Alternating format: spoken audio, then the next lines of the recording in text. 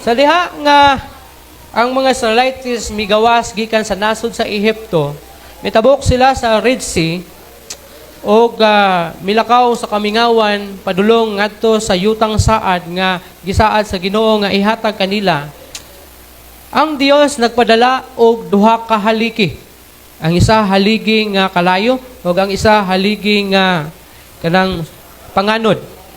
Kining haligis nga kining gasiga, mao kini ang magsilbing suga nila panahon sa kagabhion, panahon usab diha sa ilang panaw, diha sa kadalanan, magsilbing iwag sa ilang dalan nga ilang pagalaktan aron mahiabot unta sila didto sa Kanaan nga gisaad sa Ginoo nga ihatag kanila. Og ang panganod, mausab kini ang mugiya kanila sa panahon sa adlaw o panahon sa ilang pagpanaw diha sa adlaw dako o mulandong kanila panahon sa adlaw.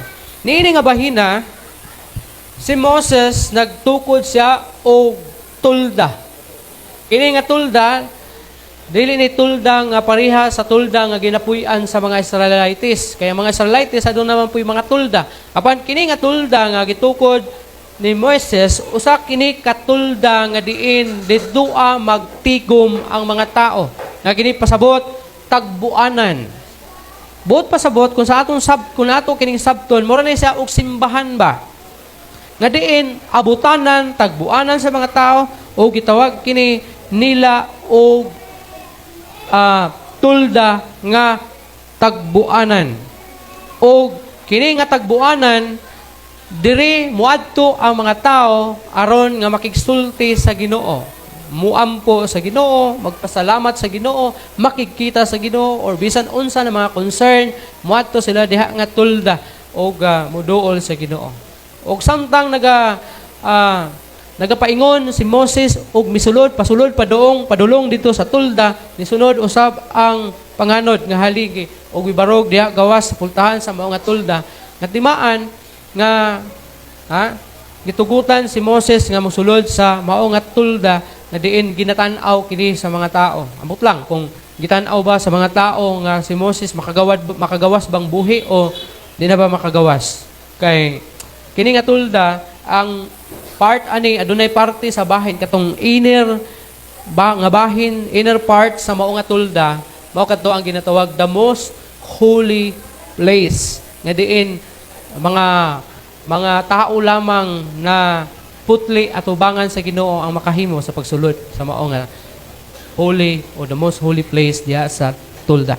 Now, ang atong mensahe ning takna sa kabuntagon, magahiskot kita ni ining ginatawag the tent of meeting. The tent of meeting. Ang tulda nga tagbuanan, ang tulda nga tapukanan.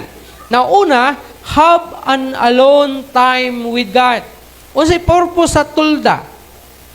Aron ikaw makabaton og panahon diha sa Ginoo nga walay interruption nga nahitabo or mahitabo diha kanimo. Wala kay daghan hunahon, dili ka magunahuna sa imuhang labhunon, dili ka magunahuna sa imong trabahoon, dili ka magunahuna sa imuhang mga gikabisihan diha sa imong balay o diha sa imuhang kinabuhi kundi maghatag ka og panahon diha sa Ginoo. Have an alone time with God. Kumbaga kung mayon tag alone time with God, oras lang gayod kana nga imong igahin para sa Ginoo. Dili kay oras nga apilan og lahi na mga trabahoon. Of course, pwede ka nga makadaig sa Ginoo while galaba ka, while luto ka tingali, pwede ka worship sa Ginoo, gadaig sa Ginoo, gaawit sa Ginoo. But kini nga tent of meeting, usa kini ka lugar nga wala kay laing buhaton kundi maulang ang paghatag og panahon diha sa Ginoo. A time with God o a time with God away from the world's busyness. Kung may tag business, kana bitong wala kay laing buhaton sa ako nagikaingon ganina. Wala kay laing buhaton kundi mag-pray sa Ginoo, maybe mag-die sa Ginoo, maybe mag-worship sa Ginoo, maybe magbasa sa pulong sa Ginoo. Kanang iya lang gid sa Ginoo. ang imong oras. Kay mas lami man gud nang ang imuhang attention bitaw is para lang sa Ginoo. Ambot ba kinsa mga asawa diri nga nga dili maglagot kun ang iyang bana nga gistorya niya naay laing himuon. Example, si Dexter, sige chat si Dexter or si naay gihimo niya nagsulti si Jay. Okay na sa imo Jay, di ka maglagot. Dili. Si Carla man gud maglagot sa kuha. Pag na ako'y himo, pag musulti na sa dapat mura ko kanang estudyante ba? Siguro kay maestra gud siya gud. Dapat nakatanaw ko sa iya o nakahangad kung mahimo kay masukuman siya. Kundi kay iya pasabot wa ka naminaw kay laing gihimo bisag ingnan pa nako og naminaw man ko. Pero iya ang gusto kanang nag-focus lang ka ba sa iyang gisulti. Inana atong Ginoo. Na sometimes or most of the time gusto ang Ginoo nga ang imuhang time, tagaan nimo alone time ang Ginoo. Na wala kay lain gikabisihan, layo sa kabisi sa kalibutan. Apil na imong trabaho, apil na ang imuhang social media nimo, apil na ang imuhang mga trabahoon diya sa balay. Layo. Kumbaga alone with God. Unsa man imong buhaton anang tent meeting ninyo or kanang meeting place is pwede kang mag-worship sa Ginoo, mag-dive sa Ginoo, mag-pray sa Ginoo, magpasalamat sa Ginoo, muhilak diya sa Ginoo, mubako diya sa Ginoo. Ikaw lang ug ang Ginoo ang mag-atubangay. So inana ang ilang purpose sa ilang tent making. Adunay time diya sa Ginoo nga layo sa kabisi sa kalibutan. O kini siya a special time alone with the Lord. Walay kaagaw nga lain, wala kay laing buhaton, wala kay laing himuon, wala kay laing hunahunaon, special time. Ha? Kana bitong mingon ninyong mga asawa tagaipod ko special nga panahon ba, oras. Pasabot ana siguro kanang kamulang duha. Kung mag-date mo nga kamulang duha, ibili sa mga bata sa balay. Ana ba? Pasabot ana. Wala na kay panahon sa kuha. Puro na lang ka trabaho, negosyo. Puro na lang ka, inana, sige ra ka lakaw. Ang gusto anak niya, dapat mag-date mo, mangaon mo sa gawas, kamulang duha, mangapi mo sa gawas, kamulang duha, suro-suroy mo ng park, kamulang duha, na murag mga ulitaw, dalaga, murag pagkatong bago pang nag-uyab, nga pwede mananaw sini, nga kamulang duha. Ano ba, walay mga anak, bisa pag 5 na inyong anak, bilin sa mo, balay sa mo. Kaya mag-date sabi sa imong papa o sa imong mama. Ano ba? Special time. Sa usa. Inana po natong dapat buhaton sa Ginoo. Na kay special na oras, panahon na igahin sa Ginoo diya sa imong kinabuhi. Of course, gasimba ka matag Domingo. Pero pwede kang magsimba sa Ginoo nga ang imong giunahuna wala sa Ginoo. Tuwa sa gawas, tuwa dito sa trabahoon, tuwa dito sa mga lamhunon, tuwa dito sa mga bills, tuwa dito sa mga utang. Pero nakadiri sulod simbahan. Oh. Do you think nakahatag ang special time para sa Ginoo? Present to ang imong body diri sa church, pero absent ang imong heart o ang imong hunahuna. Absent ang imong espirituhanong bahin sa imong kinabuhi. And do you think naghatag na ka og special time sa Ginoo alone diya sa Ginoo? No. Because ang gusto sa Ginoo wala kay lain gihunahuna. Wala kay lain gitan-aw, wala kay lain gilantaw sa imong hunahuna, wala kay lain gikuri-kuri gibuhat, kung dili nagpuyo lang ka da, either naghapa ka, nagtindog ka, nagpungko ka, naglingkod ka, nga nagpasalamat, nagdaig, nagampo sa Ginoo, mityabaw ba ka, mihilak ba ka, kanang alone with God. Kanang lami kinang inana. Manisa ang meeting place. Muna ang purpose. Ha? A special time alone with the Lord where you can breath. Ha? Get aligned and reconnected with His heart. Gusto ka na ay reconnection pagbalik? Di ba nasigutan ako ni last Sunday na gusto ka nga dapat mo reconnect ka pagbalik sa Ginoo? Reconnection diya sa Ginoo. So kini, dapat doon na kay special alone time with the Lord. Na diha ka mo ginhawa para sa Ginoo and get aligned, reconnected with His heart. Kay basin og nalayo ka, nabugnaw ka, naluya ka. I'm not saying atong mga tao na nagasimba, atog simbahan tungod kay pwede man ka nga mahimong disconnected sa Ginoo bisan naa ka diri sa simbahan. Kanunin ako ning ginabalik-balik na example. Pwede ka diri sa simbahan, pero disconnected ka sa Ginoo. Connected ka diri sa church, pero disconnected ka sa Ginoo. Just like anang electric fan, anang wall fan nato, aning mga instrument nato, naa sila diri sa church. Pero kung kana sila disconnected sa source of power, sa kuryente, wala na pulos. Naa sila diri sa church, present sila sa church, pero wala na yung mga pulos. Disconnected sila sa power, kung disconnected sila sa power. The same po na sa atua. Pwede ta diri sa church, pero pwede na tang palamuti diri sa simbahan kung disconnected ta sa Ginoo.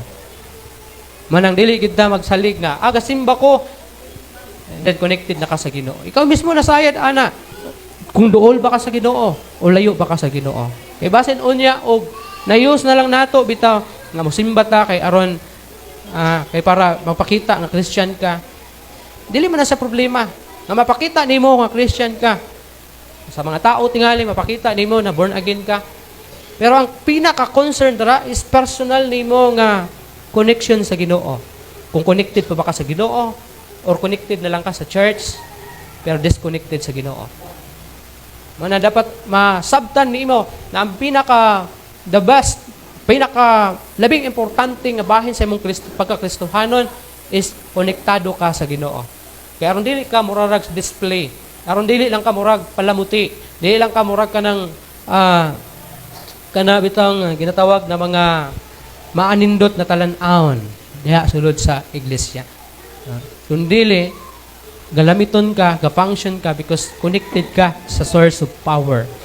Now, be renewed and where you can voice out to Him. Ano yung pinakanindot pag nakakay ka na special alone time with the Lord? You can cry. Pwede kang muhilak, mutiyabaw, mubakho. Nakanabang, murag naang, murag imagine mo na naang Ginoo si mga atubangan na pwede nimo sanggakson, hilakan, magtiyabaw ka diha sa iyaha. Para doon na kay ma-renewed ang imong heart, ma-refresh, mabag-o, mausab ang imong heart nimo. Magkalayo ka pagbalik. Tingali, palong-palong ang imong suga. Balong ka ng palong-palong ang suga. Sa bukid sa una, kaya wala man may kuryente sa balay, dahil raman ko sa syudad nakabaton og kuryente. Pero sa syudad, sa bukid, elementary pa, maintainer lang gid may og kanang suga nga digas.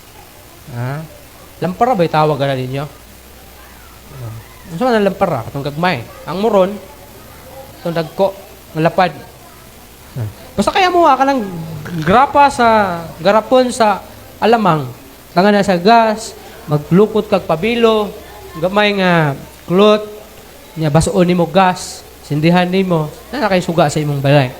Pagka na gani mo hinay nagsiga, hinay na magsiga, magsulat mi sa una, dool kay suga. Ana. Pero na-master na namo ang sinulatan ug ang kuan bisag hanap-hanap tungod kay naanad among mga mata.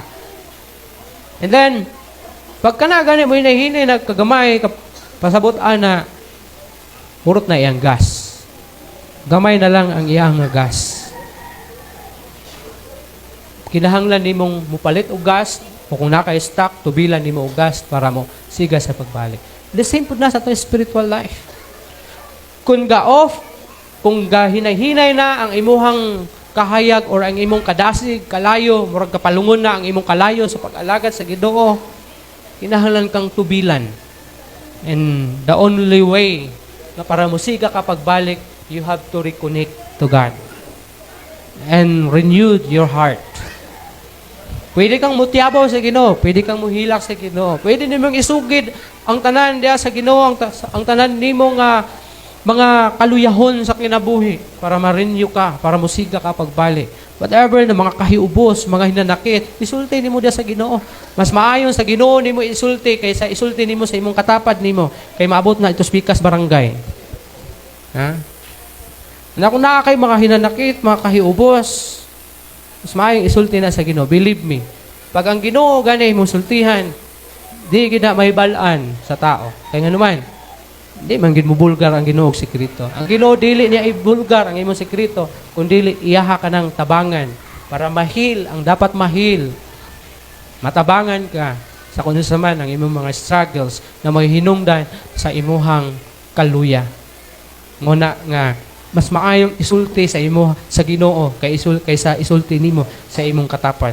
It is personal. Unsa daw ang tent meeting? Have alone time with God. It is personal.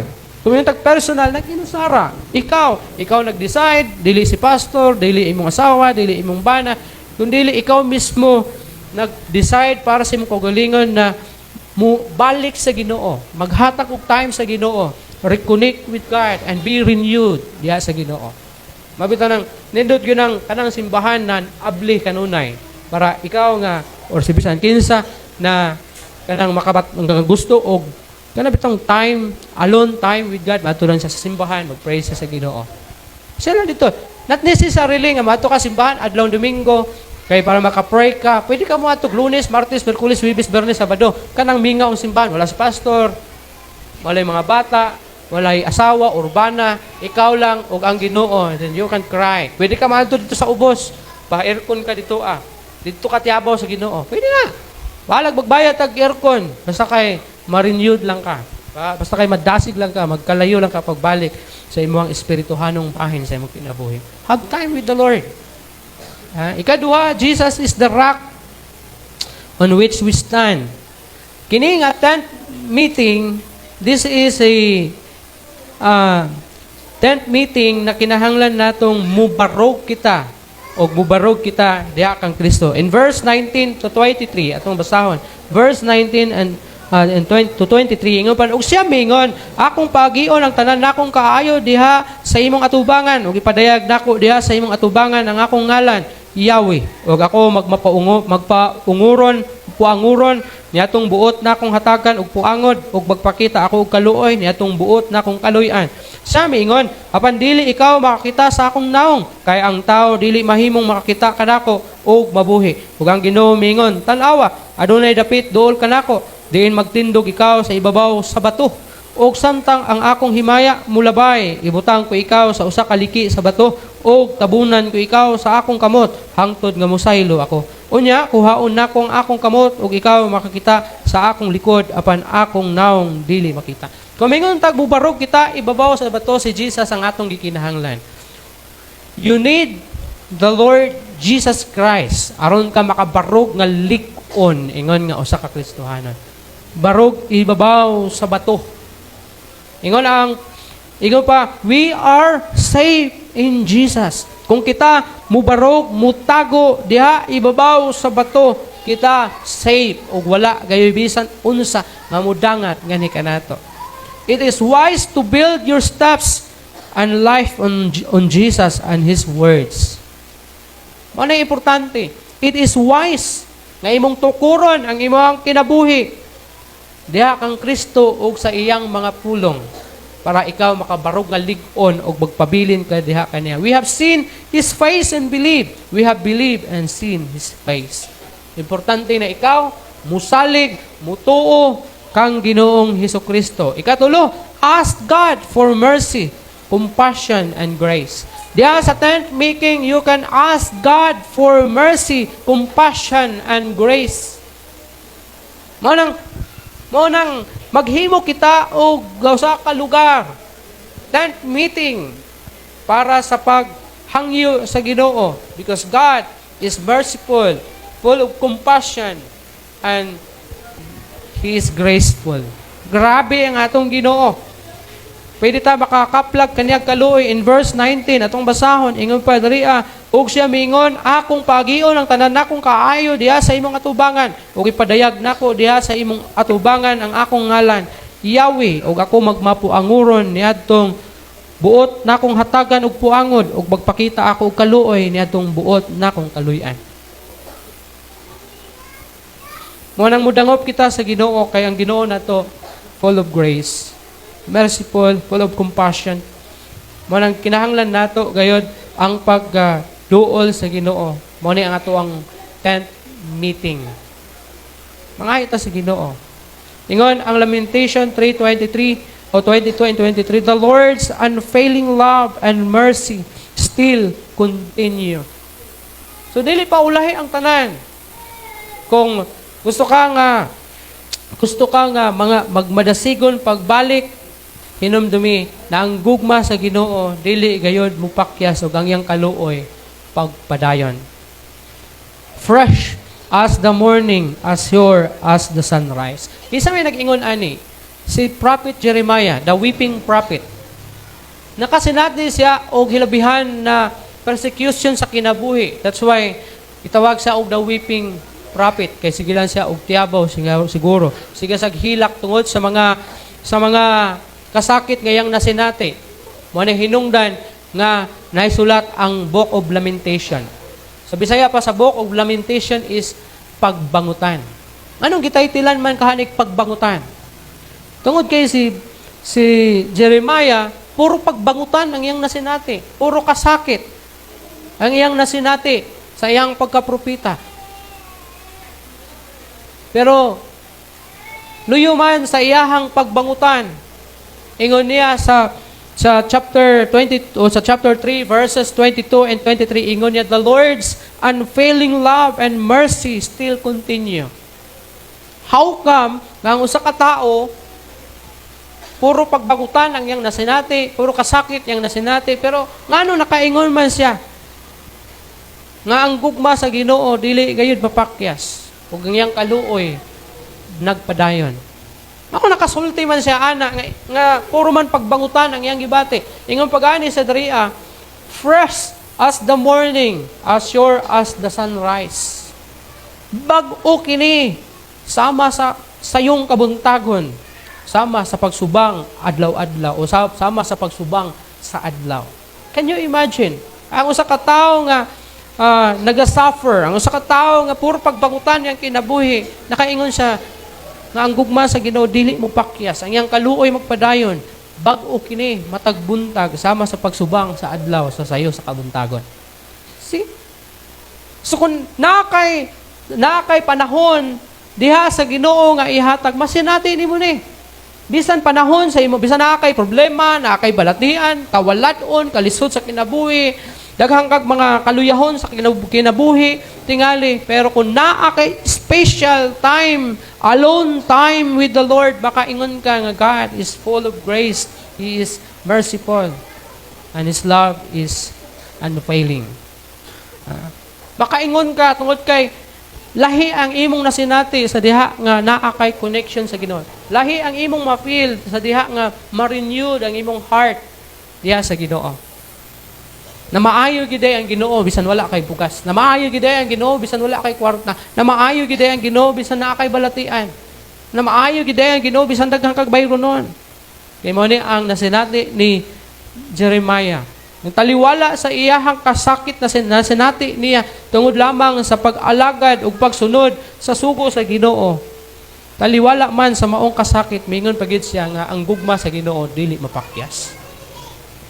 God's mercies are new each day. Ang kaluoy sa Ginoo bag-o kini matag adlaw. Lahi ugma, lahi sunod ugma, lahi sunod semana, every day. Kanunay bag-o ang pagkamaluluyon sa Ginoo. 2 Corinthians chapter 12 verse 9. Apan siya mingon kanako, ang akong grasya igo alang kanimo, kay ang akong gahom gihingpit diha sa kaluyahon. Sa ingon ni ana, labaw na akong kalipay ang pagpasigarbo tungod sa akong mga kaluyahon, aron ang gahom ni Kristo mulandong ngani kanako. Kaysa isulti ani si Pablo. Kalipay niya nga anaa say kaluyahon, kay diha daw sa kaluyahon matud pa niya mulandong, ingon pa niya ang gahom ni Kristo mulandong diha kaniya. Wala ka masayod na panahon sa imong kaluyahon, duol ang Ginoo sa imo ha. Manang ayaw pag unahuna nga sa diha nga daghang kag kaluyahon sa kinabuhi, mga discouragement sa kinabuhi, kay mayon ka gibiyaan naman siguro ko sa Ginoo, layo naman ang Ginoo sa kuha. Inumdumi si Pablo miingon siya nga mas maayo nga ana ako sa kaluyahon, kay ang gahom sa Ginoo mahingpit ngani kanako. His grace is sufficient for us. Igo na ang grasya sa Ginoo. And lastly, ask for God's presence to go with us. Ask for God's presence to go with you. In verse 3 down to 6, atuang basahon sa chapter 33, Lakaw ngadto sa yuta, diin nag-agas ang gatas ug dugos. Apan ako dili motungas uban kaninyo, kay tingali unya ug puuhon ko kamo diha sa dalan, kay kamo katawhan nga tikig ug liog. Sa diha nga ang katawhan nakadungog niining dautan nga balita. Nagsubo sila ug walay bisan usa nga nagsulob sa iyang mga alahas. Kay ang Ginoo miingon kang Moises, sultihi ang katawhan sa Israel. Kamo katawhan nga tikig ug liog. Kon sa makadiyot mutungas ako uban kaninyo, puuhon ko gayod kamo. Busa karon tangtanga ang inyong mga alahas gikan kaninyo, aron ako mahibalo sa akong buhaton kaninyo. Busa ang katawhan sa Israel nanangtang sa ilang mga alahas sukad sa bukid sa Horeb. So pasabot ani. Manong nagtikig ang ilang liog? Pasabot sa tikig sa liog, murag kasi nakatesting ristipnik. Oh. Di ba sakit kayo ilingi? Kung mulingi ka, dala lawas. No? Kay, kung yan, ano yung pati masakita. So, man kung mulingi ka, dala lawas. Ha? Stiff neck. Kini na ba kayo sa Israelites, mura silag mga gipang stiff neck. Kay, tikig man silag liog. Tikig ug liog, but pasabot ana, wala sila galingi. O ang ilang hinungdan ni ini, mao ang ilang alahas. So, sa may but, pasabot ni ini nga pulong. Naningon man ang Ginoo nga, dili ko mutungas, tungas kamo, pero dili ko mukuyog kaninyo, kay basig puuhon ko kamo. Basig mga matay sila tanan kung muuban ang Ginoo, pero ingon ni Moses, go with us. Ask God, ingon pa niya, ask God's presence to go with us. Kung gusto ka, mukuyog ang Ginoo sa imuha, tangtanga ang alahas diha sa imong liog, gamay hinungdan sa imuhang pagkatikig sa liog. Dili literal nga alahas, kaya basin wala mo'y alahas. Ha? But, ipasabot sa pulong sa Ginoo, unsa man na mga alahas na gipasabot, mao kining mga butang nga nahimong nakapatikig sa imong liog, nga dili ka na mubalik sa Ginoo, nga dili ka na gani makalhimo sa paglingi sa Ginoo, kay mitikig na ang imong liog. Unsa man ka na. Either kiniba imong trabaho, wala na kay panahon sa pag-alagad sa Ginoo, kay nitikig na ang imong liog tungod sa imong trabaho. Dili tungod kay gikapoy ka sa pagpanarbaho, kundi dili tungod kay wala na kay panahon diha sa Ginoo. Unsa pa hinungdan? Basin ka ng imuhang mga kalihukan diha sa balay, nahimo ng babag nga dili ka na mulingi sa Ginoo. Unsa pa gyud? Basin ka ng imong kwarta, mao'y nakapatikig sa imong liog, anong dili na ka mulingi pagbalik sa Ginoo, kay kwartahan naman ka. Basig miingon ka, daghan naman ko kwarta. Unsa pa may alagaran ako sa Ginoo, nga wa naman ko'y pangayoon sa iyaha, daghan naman ko kwarta. Basig mo na'y nakapatikig sa imong liog. Ganun di ka nakaalagad sa Ginoo. O kaha, basig ka napod ang imong kawaladon, ganun dili ka na makaalagad sa Ginoo. Tikig na ang imong liog. Ano man? Tungod sa imong kawaladon, maingon na ka, di na ko mangalagad sa Ginoo. Kay mao manggapon, pobre kaayo ko. Naglisod akong pamuyo. Ha? Di nakakalagad sa Ginoo kay nasubra po ang imong kakabos o kalisod sa kinabuhi. Manang dapat balanse. Ha? Dapat balanse. Kay kung daghan po kay kwarta, di po kakaalagad sa Ginoo kay wala man kay pangayoon sa Ginoo. Kung wala po kay kwarta o lisod po kay pamuyo, di po ka mangalagad sa Ginoo kay nagtuo ka, nagibiyaan ka sa Ginoo. Mawagid mo tabang imong Ginoo. Mayingon ka nga di na lang kung mangalagad kay mo kutabangi sa Ginoo. O kahaba sa nang hinungdan, nga mitikig ang imong liog, kay kanang imuhang mga personal na mga pinuhatan. Either dayag o tinago na mga buhat, nga nahimong babag, nga hindi na kamualagad sa Ginoo. Either bisyo, kahilayan, o sa bana na mga kalihukan, na nakapahilayo kanimo sa Ginoo, bayong ka, maulaw naman kung mga lagad sa Ginoo. Basig mo unay nakapatikig sa imong liog, igsuon, ayaw og lakaw hangtod nga dili mo kuyog ang Ginoo sa imuha. Ayaw og lakaw. Si Moses di siya mo lakaw, ingon niya, go with us, kuyog mi Ginoo. Ba't unsay ingon ang Ginoo? Sa kumukuyog ko sa imuha, basig mga matay mong tanan. Mana ingon si Moses, hubuan ninyo inyong mga alahas. Kay tingali, nakita sa Ginoo nga ang ilang mga alahas mo'y hinungdan nga nitikig ang ilang liog. Wala na sila'y panahon sa Ginoo. Gusto sila nga ubanan sa Ginoo pero wala sila'y panahon sa Ginoo. Muna ta, usahay. Gusto tag panalangin pero wala tay panahon sa Ginoo. Gusto tang ayuhon ta sa atong sakit pero wala tay panahon sa Ginoo. Gusto ta nga tabangan ta sa atong kalisod pero wala tay panahon sa Ginoo. Gusto ta nga tubagon ta sa atong mapag-ampo pero wala tay panahon sa Ginoo. Mo na gingon ni Moses sa Ginoo, "Go with us." Pero ingon ang Ginoo, dili ko mukuyog. Kay basig mga matay lang mong tanan. Kay tikig ang inyong mga liog. Oh. Wala sila'y panahon sa Ginoo. Gusto lang nila nga ubanan sila sa Ginoo. Pero wala sila'y panahon sa Ginoo. Ano ingon ang Ginoo? Ingon si Moses, hubuan ninyo na inyong mga alahas. Kay para muuban ang Ginoo. Gusto ka mukuyog ang Ginoo sa imuha? Tangtanga ang mga babag nga may hinungdan nga nakapatikig sa imong liog. Mga babag diya sa imong kinabuhi. Sama sa akong gingon ganina. Either trabaho, either bisyo, either kalisod, either kadato nimo kadaghan sa imong kwarta, either negosyo. Kung kanang tanan o kanang mga butanga maunay hinungdan nganong dili ka ubanan sa Ginoo, mas maayo pang hukason nimo na siya. Kay kun di na nimo hukason, basin og dili ka kaluy-an sa Ginoo. Imagine nimo, ingon ang Ginoo, kamulay saka, dili ko mukuyog kay kung mukuyog ko ninyo, mga matay mong tanan. So abini mo og panalanginan ka sa Ginoo? Dili. Dili ka makaangkon og panalangin sa Ginoo angtod nga dili nimo hukason ang mga babag nganong mitikig ang imong liog. Buot pasabot nganong wala ka na mulingi sa Ginoo. Gangin ako ang tanan sa pagtindog. Ingon ang pulong sa Ginoo, the destination matters the most, but it is the journey that gives value to it.